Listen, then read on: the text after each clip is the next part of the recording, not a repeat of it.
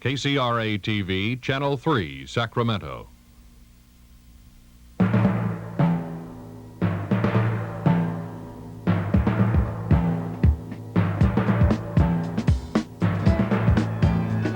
Channel 3 Reports, where people make your news come first, with Bob Whitten, Mary Richardson, Pete Liebengood Sports, and Tom Duhane Weather. Now here's Bob Whitten. It should have been an all-around pleasant day for California's former governor, Ronald Reagan. He announced in Washington before reporters today that he would challenge President Ford for the GOP presidential nomination next year. He then flew to Miami, Florida, where he was going to do some campaigning. It was there that a young man lunged out of the crowd, pointing a pistol, a plastic pistol, at former Governor Reagan. Secret Service agents jumped in, knocked the man to the ground, and disarmed him. He has since been identified as 20-year-old Michael Calvin of Pompano Beach, Florida. He said that he wanted Lynette Frome set free.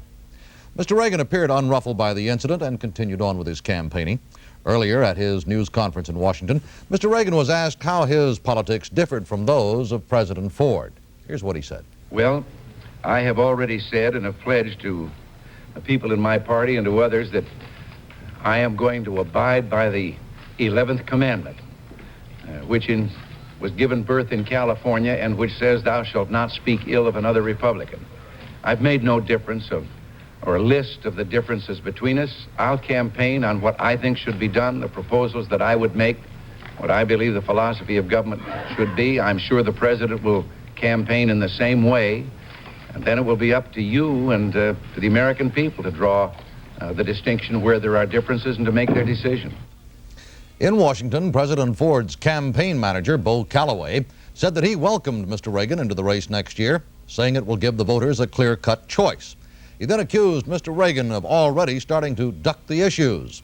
Senator Charles Percy of Illinois said that if Reagan does win the party nomination next year, the party faces a crushing defeat in the general elections. I think it would be a disaster for the Republican Party. I think it would begin the end of our effective role as a part of the two-party system. We had a mortal blow in '64, and obviously the Democrats did in '72. I think this would just further accelerate the process where the Republican Party would be somewhat ineffective in a two-party system, very much as we are in Cook County and have been for many years. President Ford's California campaign chairman said today that the president will defeat Mr. Reagan even in California. But Attorney General Evell Younger, who's a Republican, said the Reagan challenge will weaken Mr. Ford's chances in the general election. There's no way a Reagan campaign can be conducted without, in effect, being critical of the Ford administration. You can't run against somebody and say he's doing a wonderful job. The only way you can challenge the incumbent is to say he's not doing things as well as I would do them. I don't care how politely Governor Reagan says that. He's in effect criticizing the president, and of course to some extent that's going to hurt. There's an interesting side note to Mr. Reagan's getting into the political race officially today. The FCC has ruled that any television station now showing old Ronald Reagan movies will be liable for equal time demands by other Republican candidates. The same applies to any television series that Mr. Reagan appeared in. The trial of Lynette Frome resumes tomorrow after a 4-day delay over disputed evidence. Defense Attorney John Verga plans to call members of the prosecution team to the stand when the testimony gets underway. Meanwhile, Walter Scott, the brother of sports activist Jack Scott, says he's received a number of death threats for his alleged role in cracking the Hearst case. Scott has, at one time or another, said that he worked with the authorities, also denied taking any part in the investigation. He said the persons making the threats have a strong affinity with the SLA. One reason that more and more young couples are living together out of wedlock appears to be that social standards have changed. In the second of her 3-part series on unwedded bliss, KCRA's Ginger Rutland sampled some local attitudes. Oh, I don't disapprove. As long as they're honorable in their relationships, I'd probably do it. But it wouldn't be just a fling. I don't have any strong feelings either way. I think it's fine if that's what they want to do. Everybody should live their own life. I think I have become accustomed to the trend, and there was a time when I might have said yes, but I believe now that there's so many cases of it that maybe it's better for the young people, even older people. Admittedly, it was a very unscientific survey, but not one person interviewed condemned unwedded relationships. Although surveys indicate most Americans do not think marriage is obsolete, it's not as healthy an institution as one might think. While there have been 4,048 marriages in Sacramento County since the beginning of the year, there have been 4,223 divorces. So marriage is no guarantee of permanence, but unwedded relationships have their pitfalls too. It gives a sense of non-permanence, so that people can move in and out of such relationships fairly easily, which tends to then downgrade the value of the relationship. They don't put as much into it, they don't work as hard to make a relationship function well, and so forth. Despite the high incidence and widespread acceptance of unwedded relationships, few are willing to discuss their own relationships openly. Tomorrow, we meet a couple who did agree to be filmed and to talk frankly about unwedded bliss. Ginger Rutland, KCRA News, Sacramento. And like those cases, homosexuality doesn't quite carry the same social stigma that it has in years past. But there are problems. For example, Elijah Marsh, an electronics technician from Palo Alto, says that he's being denied an industrial security clearance by the Department of Defense because of his gay activities. He says he's fighting the matter with that government office. Yes, I am. In the statement of reasons, I think there were probably about 14 points, all dealing with my homosexual activities, indicating that in their opinion, they did believe that I was untrustworthy, unreliable, and subject to blackmail.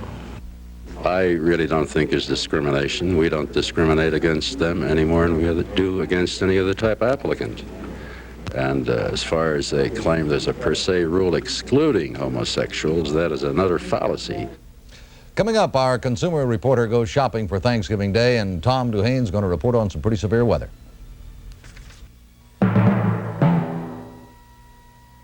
Is there something new at Lamco? Yes, indeed. Lamco has a new appliance store now in Rancho Cordova. All Lamco stores feature these dependable KitchenAid appliances. Come to any of Lamco's 4 stores during our grand opening and register for a free half steer, plus other free gifts. During this grand opening, you save up to $30 on installation of a built-in KitchenAid dishwasher, or save $17.76 on this portable dishwasher. Lamco with 2 stores in Sacramento, 1 in Carmichael, and now in Rancho Cordova. Took crops to Joplin, through the pass, got there and back on a gallon of gas. Drove to the mountains to hunt and fish, took all our gear and our hound dog, Tish. Overhead cam and 4-speed stick, hauling these plants ain't no trick. Me and my Datsun don't waste no time, just keep on moving on down the line. Datsun Little Hustler, America's #1 selling small truck. See and test drive the versatile Datsun pickup at Turner Datsun, 1761 Fulton, Sacramento's Datsun headquarters. In 1836, he moved like a shadow through the forests of Montana and Canada.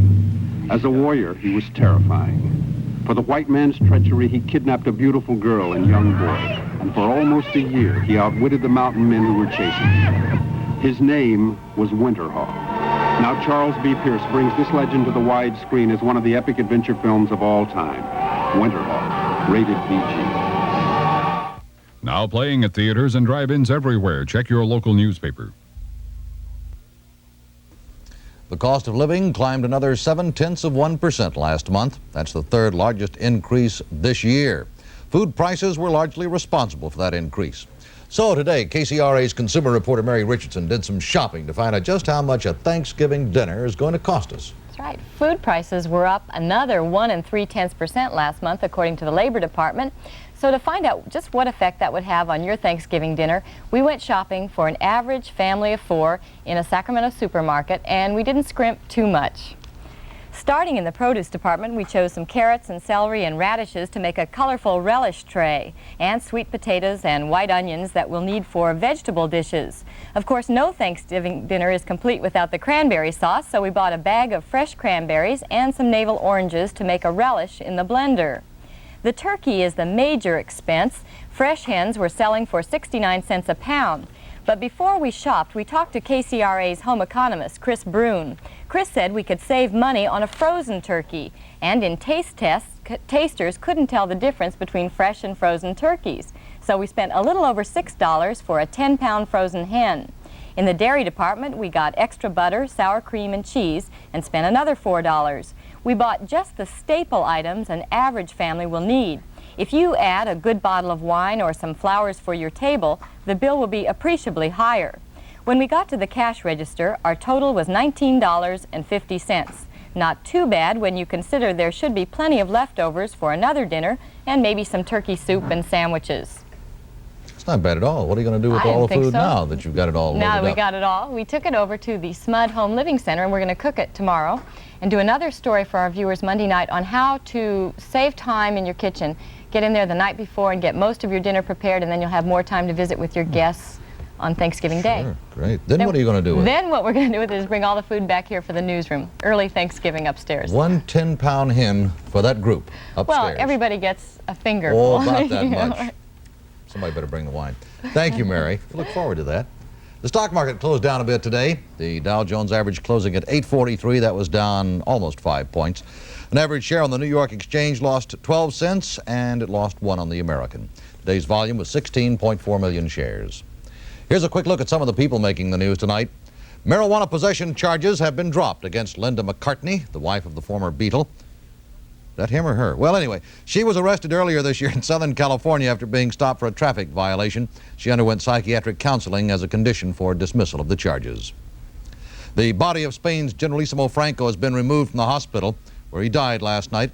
It's been moved to a chapel in suburban Madrid. He will lie in state starting tomorrow. The funeral for the 82-year-old dictator will be held on Sunday.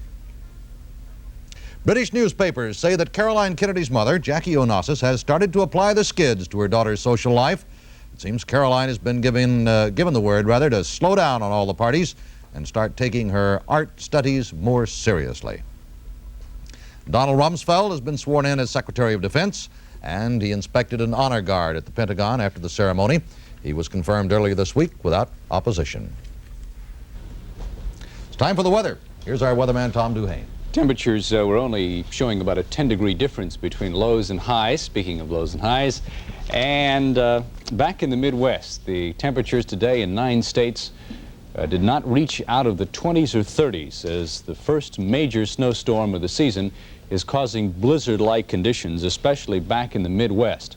Here was the scene today around North Platte, Nebraska, which was one of the first cities to be hit by the blizzard, which is moving toward the northeast. Snowfalls of up to 1.5 feet. Winds gusting to 65 miles per hour have been reported. Now, howling winds are causing blowing and drifting snow, reducing the visibilities to near zero in many areas.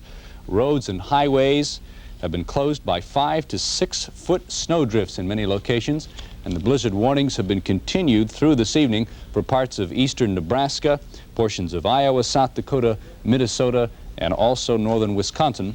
And Harry Geis will have more to say about that storm later on. Now to the West Coast weather. This was the little weather front that moved through during the night, which dropped 0.02 of an inch of rainfall here in Sacramento, a very light amount. It's moving through during the day, and already we've got brisk northwest winds behind it. But the air is not very dry. Earlier this week it was nice and dry with dew points in the 20s. The dew points tonight are in the 40s. And as we have calmer conditions during the night that could well lead to morning fog, we see another storm which could begin to affect the weather over the weekend, probably Saturday night or Sunday. Temperatures today were about like yesterday with a 59 in Sacramento, but Stockton was just a shade warmer than the previous day with a 59, 53 up around Marysville, Yuba City, 51 at Red Bluff, and this is a 32 today up around Mount Shasta City. Temperatures on the cool side along the coast. 41 at Tahoe. The temperatures moderating up in the Sierra Nevada. 55 reported today from Yosemite. 40 up around Truckee. They went to 5 above zero last night. 67 in Los Angeles and San Diego. A nice day with only light smog. And the warmest temperature I could find on the southern desert today was a 71. That was around Thermal. I think Palm Springs was only about 68, so rather cool this time of year. 67% the relative humidity in Sacramento. The winds are out of the northwest at 16, but we do expect them to die down during the night. Our current pressure is nice and high, 30.23. And that brings us to the forecast for Sacramento, Stockton, and Concord. We're expecting mostly fair weather with some high clouds beginning to appear Friday afternoon. Patches of morning fog or low clouds. Temperatures tonight not quite as cold as the past few nights with, down between 36 to 40. And then highs tomorrow right around the 60-degree mark. Thanks, Tom. Oh, incidentally, I asked Kerry Geis about Thanksgiving weather. And what did he say? He says that's one of those types I don't know. So I guess we'll do until we get there. It's one of those forecasts that we go, what you see is what you get. You can't go wrong with that. We have more. We're going to get... Oh, did we lose you there, Pete? He'll be back, and more news in a moment.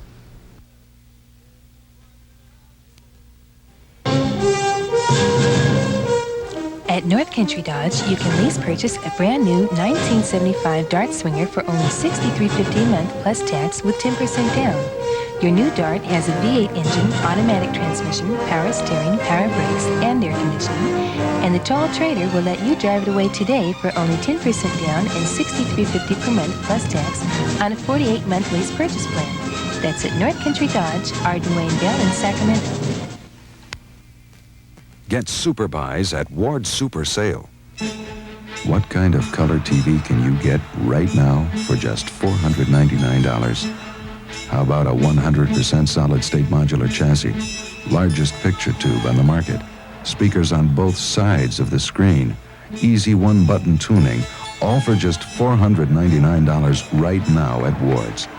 If you can find a color TV with these features for less money, buy it.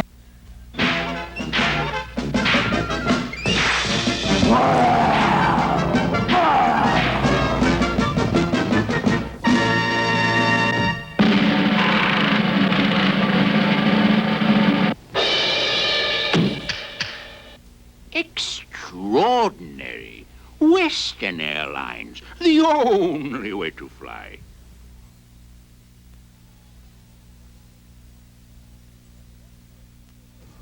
That twice-delayed explosion of a hydrogen warhead at the site in Nevada went off on schedule this morning. It carved out a cavern 2,000 feet below the surface of the desert, shook things some 80 miles away.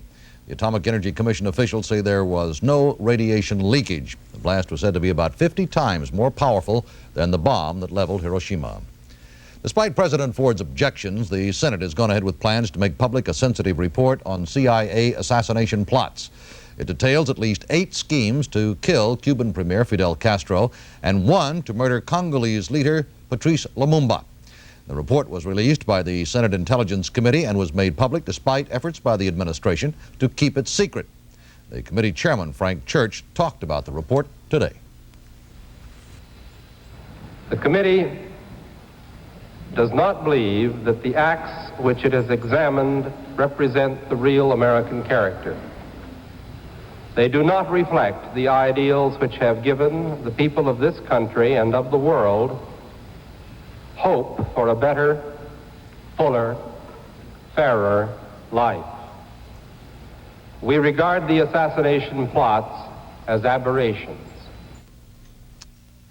Sacramento Regional Transit agreed last night to eliminate some early morning and late evening bus runs in a 2-pronged effort to cut costs. The other measure is expected to be a fare increase, and that could come early next year. The service cutback is expected to come January 3rd. The measures are expected to save about $200,000 a year. Here's a quick look at some of the stories we're following around the metropolitan area tonight. United Way officials say they intend to keep the current fundraising campaign going until December the 11th. With about 76% of the goal reached so far, it amounts to about $2.7 million. It's been disclosed that the price tag for the temporary state capitol will run about $800,000. It's thought the modular structures will be finished in February. They will sit on the lawn of the Capitol.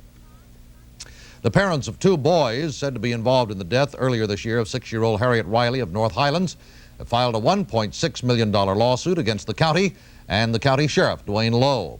The boys were taken into custody on that murder charge, although they were later released. The suit alleges that the boys suffered physical and mental injury. After 3.5 weeks, a jury in the Farrell's crash suit, and that trial has been selected. 8 alternate jurors will be selected tomorrow. Judge Edward Garcia has been chosen as next year's presiding judge of the Sacramento Municipal Court. He will be responsible for making the assignments and overseeing the operations of the court system. Directors of the Sacramento Municipal Utility District held their regular monthly meeting today. One issue discussed was the Rancho Seco nuclear plant, which has been shut down for repairs since June 30th. A SMUD spokesman said the company has set a target date for resuming the plant's operations. This is for the purchase of a specialized machine tool, a lapping machine. Currently, we are cleaning up our systems out there and putting sort of the last pieces of equipment together. This should be completed now by the end of this month, and then with the final water chemistry and everything cleaned up, we should be producing small quantities of power by the middle of December, and we hope to be at our full power out there by the end of the month. The Giants staff has been wiped out. Pete Liebengood has the details in just a moment.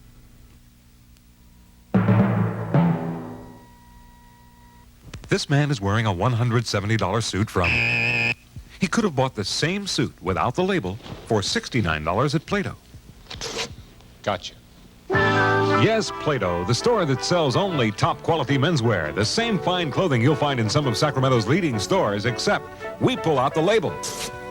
And when we do that, you save 20 to 40% off those other store prices. Pay for the suit, not the label, at Plato, 2820 Arden Way. When people come to Denio's Farmers Market, it's for more than just fresh lettuce from the field and newly picked grapes and ripe red apples. They come for... Mister, the horse hasn't been born yet that can wear out this saddle. Be careful now. The coffee's hot. And the Denio boys saying... Can I help you, ma'am? And, oh yes, Tee-Hee the Clown blowing up balloons for the kids. They come because it's a fun day for the entire family, the old-fashioned way where people are glad to see you. Denio's Farmers Market every weekend in Roseville.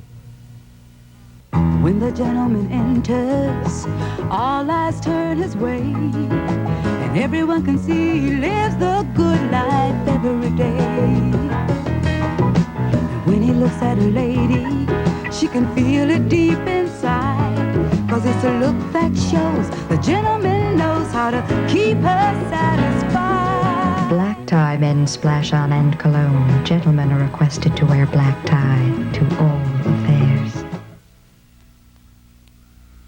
This is where West Pride ages its fine cheddar cheese. We don't disturb it until its cheddary taste is ready. Then this fine aged cheddar is hand-trimmed and custom blended with other selected cheddars. They go into every crock and refill we make. Try West Pride for snacks and parties. Rich, robust, cold-packed cheese food that spreads. From West Pride, made with aged cheddar and a lot of pride. What's in a name? Well, if you're a Giant, you can be kicked right out. That's right. The San Francisco Giants is beginning to look like it's the end for them as far as the Horace Stoneham ownership is concerned. The theory is that they'll be sold in about a week. As soon as Stoneham gets out of a Stanford Medical Center, he's going in for abdominal surgery today or tomorrow, and they figure that they'll make the announcement after that. And it'll probably be Robert Lurie, a group headed by him. He's a San Francisco financier. He'll probably take over the club, so they may stay in San Francisco. We know this because Wes Westrom and the entire Giants coaching staff was dismissed today. That would be Joey Amalfitano, Andy Gilbert, Don McMahon, Ossie Virgil, all given their papers, and that just clears the way for new ownership to come in and hire their own people. So the Giants, the change is on. It's just a matter of time now. The big game is Saturday, 11:30. We'll carry it 11:30 p.m. here. Tape delayed, Cal and Stanford, and you got to look for guys' names like Joe Roth, Chuck Muncie, Guy Benjamin from Stanford, but Cal had better watch out for a guy by the name of Ron Inge, number 9 for Stanford. Here you see him in action. October 25th against Washington State. The Cougars with a porous defense, but believe it or not, they scored a few touchdowns last weekend. Inge is from Stockton, St. Mary's High School. He's a junior, 6 feet, 200 pounds. He can catch a pass and run. Now watch this next run coming up. This is pretty. I don't care who you happen to be for. You got to appreciate a good run when you see one, Bob Whitten. Okay. 77 yards. Keep your eye on number 9. Well, he's coming up here, I guarantee you. 6:17 remaining in this particular quarter. Number 9, Ron Inge, will get the ball and go 77 yards. To his left side, he had 153 yards total rushing on this particular day, and that was the 9th best anyone's ever done in Stanford. 9th best day rushing. And there he goes. Touchdown. Bo Schembechler at Michigan is right out of the Woody Hayes mold. He coached for him. They're playing this weekend for who will have the right to go to the Rose Bowl. But Bo, well, he had his problems. He called a press conference today, then walked out of it because a UPI photographer was there. Earlier in the week, he wanted the UPI photographer's camera because he, the photographer, was in a building 2 stories up taking pictures of the Michigan practice. The photographer didn't want to give up his camera, so he called the police for a little assistance on the mail. Well, they got that straightened out, but Bo wouldn't talk today with the photographer on hand. Anyway, before this incident, Schembechler was talking about the OSU game. Here's what he had to say about it. Honest. Defenses. Offensively, with Griffin, Green, and so forth all the years, it would seem this year they're able to do more things than they could before. Well, I think they're running the fullback a little bit more, and they're throwing more than they have in the past. But it's a typically Ohio State type of offense, although they're, as you have said, they're a little more diversified in that they're going to throw a little bit more and run the fullback a little bit more. Defensively, you have great speed, but they have great size on you on that offensive line. Well, that's true. Their line is strong, but you know, ours is quick, and we rely a lot on our quickness because we're not a very big team from a defensive standpoint. But I think the important thing is that we're not as weak physically up there, even though we're quick. And that was quick. That's quick. We'll be right back.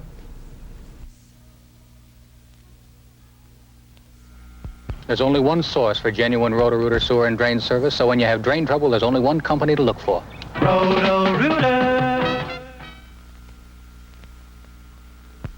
You, of all people, should know best. Because you'll love GE's good sounds. See General Electric's AM/FM digital clock radio with a snooze alarm. Best priced at $37.84.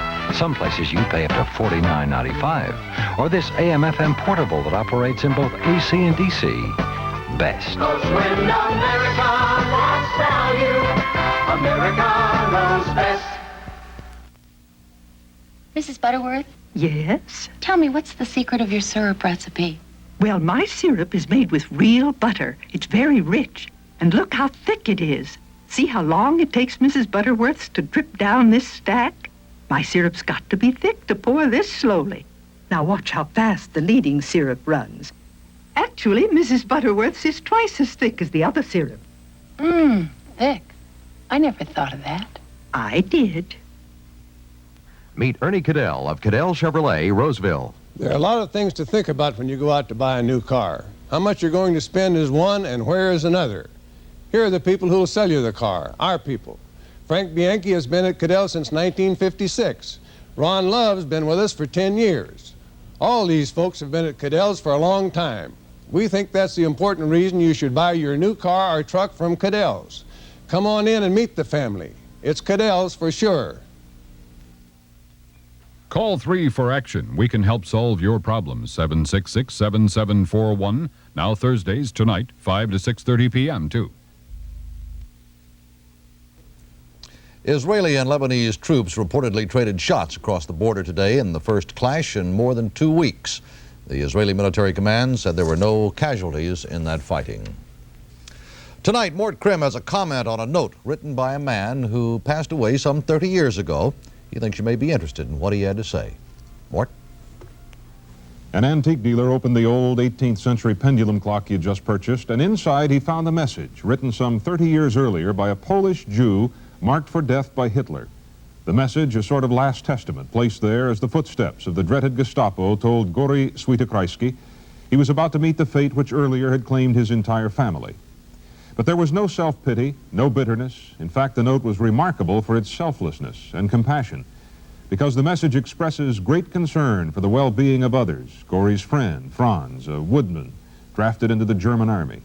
Poor Franz, the note said, so good, so peaceable, drafted like too many other of my countrymen in order to kill. He wrote of a woman, Anna, who had given him refuge, a woman he refused to leave even to save his own life. The note might well have been a dramatic documentation of the Nazi horror. Gory surely had seen enough of that. Instead, his writing was a tribute to what Eleanor Roosevelt called the ultimate shining nobility of the human spirit. A gentle message from an obscure, unknown man with an almost unpronounceable name, and who, like Anne Frank, despite everything, still believed in the goodness of people. This is Mort Krim. Coming up in just a moment, the NBC Nightly News with full reports on world and national stories. On the 6:30 edition of Channel 3 Reports, a look at one of the few heroes to come out of the Watergate scandal. John Ryan reports on an angry hearing on a controversial ruling concerning the New Maloney's Dam. And Steve Swat takes a look at Ronald Reagan in retrospect and what his candidacy for the presidency means. I'll be back at 6:30. Now to New York and John Chancellor.